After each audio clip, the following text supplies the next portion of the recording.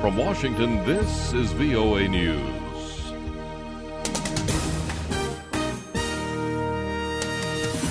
Coming up, NATO summit focusing on Ukraine. Ebola experts work on solutions to the epidemic. NATO leaders are taking part in a high-stakes summit in Britain. Leaders from 28 countries and the U.S. European military alliance met Thursday in Wales. NATO Secretary General Anders Fogh Rasmussen says alliance would take steps to counter the Islamic State and Moscow's intervention in Ukraine, but it's unclear what new measures NATO might adopt. We will discuss what individual allies and what NATO can do to counter the threat from the terrorist organization, the so-called Islamic State. The summit continues Friday with the focus on the security of NATO's neighbors and bordering Russia. Ukrainian President Petro Poroshenko says if a peace agreement is signed with pro-Russia separatists on Friday, he will order government forces to observe a bilateral ceasefire. Pro-Russia separatist leaders on Thursday said that they would also order a ceasefire if representatives of Ukraine sign a plan for a political settlement of the conflict. Top diplomat says the U.S. will soon launch a major border security program to help Nigeria and neighboring countries fight the militant group Boko Haram.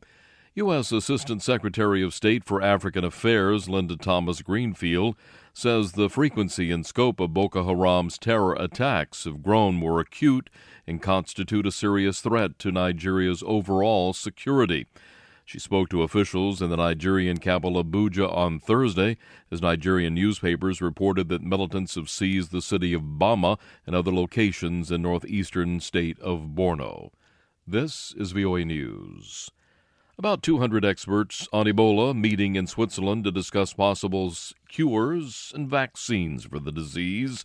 World Health Organization says the two-day conference in Geneva will review recent developments and possible treatments for Ebola. West African Ebola outbreak has killed more than 1,900 people, most of them in Guinea, Liberia, and Sierra Leone. 2 car bombs exploded in the Shiite-majority neighborhoods of Baghdad on Thursday, killing at least 17, 49 others wounded. There was no claim of responsibility. And al-Qaeda's leader, Ayman al-Zawahiri, says the terrorist group will be active in the Indian subcontinent, targeting India, Myanmar, and Bangladesh. Anjana Pasricha reports. Indian intelligence agencies issued alerts across the country hours after al-Qaeda leader Ayman al-Zawahiri threatened to raise the flag of jihad and spread Islamic rule on the Indian subcontinent. In a 55-minute video posted online, Zawahiri said al-Qaeda's new unit in the subcontinent would rescue Muslims from injustice and oppression in the Indian states of Gujarat, Assam and Kashmir, and in Bangladesh and Myanmar. India's Home Minister Rajnath Singh met with top security officials to discuss the threat. He said intelligence agencies are analyzing the video to establish its authenticity. Anjana Pasricha, New Delhi.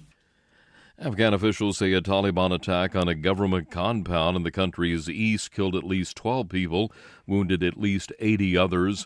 Police say the assailants set off 2 huge truck bombs Thursday outside the office of Afghanistan's spy agency in Ghazni province. 8 police officers were among the dead. Officials say the explosions were followed by gun battles with Afghan security forces that killed 19 of the attackers. U.S. Justice Department will conduct a civil rights investigation into the police department of the Midwestern city of Ferguson, Missouri, where an unarmed 18-year-old African-American male was fatally shot by a white police officer during a street confrontation last month. Attorney General Eric Holder says the probe was prompted by accusations from the community that the primarily white police force systematically discriminates against the city's African-American residents. A U.S. judge ruled that British oil giant BP was grossly negligent in the 2010 explosion of an oil rig in the Gulf of Mexico that killed 11 workers, spewed millions of liters of oil into the waters off the southern U.S. coast. And pioneering American comedian Joan Rivers, whose self-deprecating humor and gossipy jokes about show business kept millions laughing for 50 years, has died at the age of 81. She died Thursday in New York. That's the latest world news from VOA.